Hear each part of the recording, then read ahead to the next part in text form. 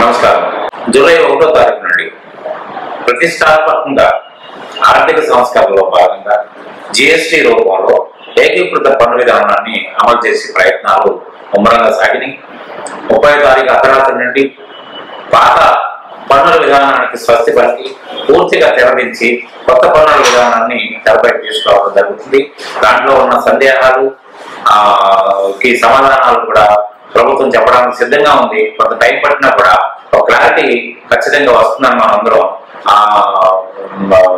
ఆశపడాలి. తర్వాత ఇంకోటి ఏంటంటే దీనివల్ల ఒక 10 ముఖ్యాంశాలు దీంట్లో కవర్ జరుగుతున్నాయి.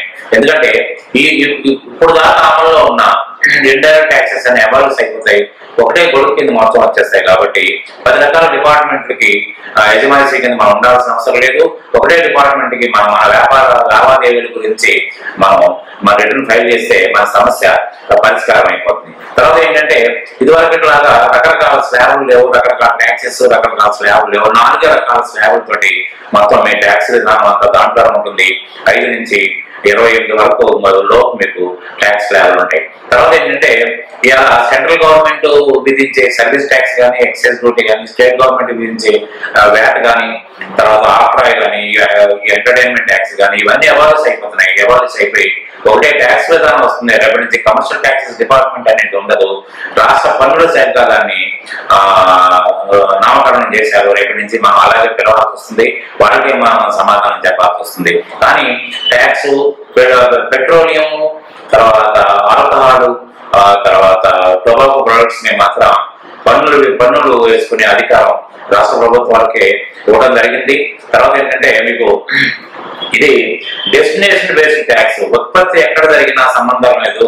ఎక్కడైతే దీన్ని వాడబడుతుందో, ఎక్కడైతే వినియోగించబడుతుందో ఆ రాష్ట్ర ప్రభుత్వానికి ట్యాక్సుల రూపంలో వసూలు చేసుకునే అధికారం ఉంటుంది. కాబట్టి మన దగ్గర ఫ్యాక్టరీ ఉన్నా లేకపోయినా కూడా మన దగ్గర ఆ వస్తువు వినియోగించబడితే ట్యాక్స్ వస్తుంది. ఈ విధంగా రాష్ట్ర ప్రభుత్వాలకి వెసులుబాటు కలుగుతుంది, అధిక లాభం కలిగే అవకాశం మాత్రం ఉంటుంది. తర్వాత ఏంటంటే రాష్ట్ర కేంద్ర ప్రభుత్వాల యొక్క కలయికతోటి జిఎస్టీ కౌన్సిల్ ఏర్పడుతుంది.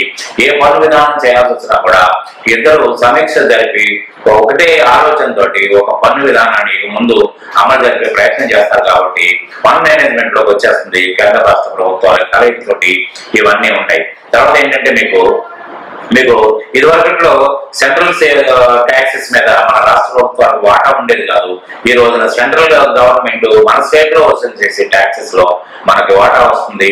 కాబట్టి ఏంటంటే ఆ విధంగా మనకి పన్నుల రాబడి పెరిగే అవకాశాలు మనకి మెండుగా ఉంటాయి. తర్వాత ముఖ్య ఉద్దేశం ఏంటంటే ఎగవేతదారులను కంట్రోల్ చేసి ప్రయోగం చేయబోతుంది ఈ జిఎస్టీ కౌన్సిల్. ప్రతిపాదన ఏంటంటే అన్ని బిల్లింగ్ ఆన్లైన్ బిల్లింగ్ చేయాల్సి వస్తుంది.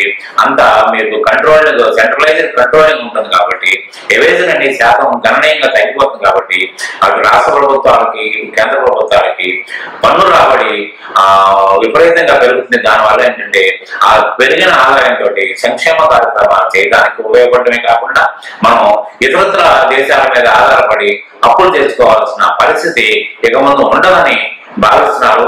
కాబట్టి ఏంటంటే దీనికి వీళ్ళ ప్రతిష్టాత్మకంగా ప్రయోగం చేయబోతున్న ఈ జిఎస్టి పన్ను విధానానికి మనందరూ సహకరిస్తే ఖచ్చితంగా వాళ్ళ ఆలోచన నిజం చేసుకోగలుగుతారు. తర్వాత ఈ వీడియో కనుక మీకు ఏమైనా సందేహాలు కానీ, లేకపోతే మీరు నాకు ఇవ్వబోయే సలహాలు కానీ, లేకపోతే మీకు ఏమైనా క్వశ్చన్లు కానీ, జిఎస్టీ విషయంలో కానీ, ఇన్కమ్ ట్యాక్స్ విషయంలో కానీ, అదర్ ట్యాక్సెస్ విషయంలో కానీ మీకు ఏమైనా సందేహాలు ఉంటే నాకు కామెంట్ రూపంలో తెలియజేయండి. నేను ఇమీడియట్ గా మీకు ఆన్సర్ చేస్తాను. అట్లనే ఏంటంటే మీరు నా ఛానల్ సబ్స్క్రైబ్ చేసినట్టయితే నేను ఏ వీడియో పెట్టినా మీకు వెంటనే మీకు అప్డేషన్ చూసుకోగలుగుతారు. కాబట్టి ఈ విధంగా మీరు సహకారాన్ని కోరుకుంటూ ఈ వీడియో సమాచారం ఇంతటితో ముగిస్తున్నాను.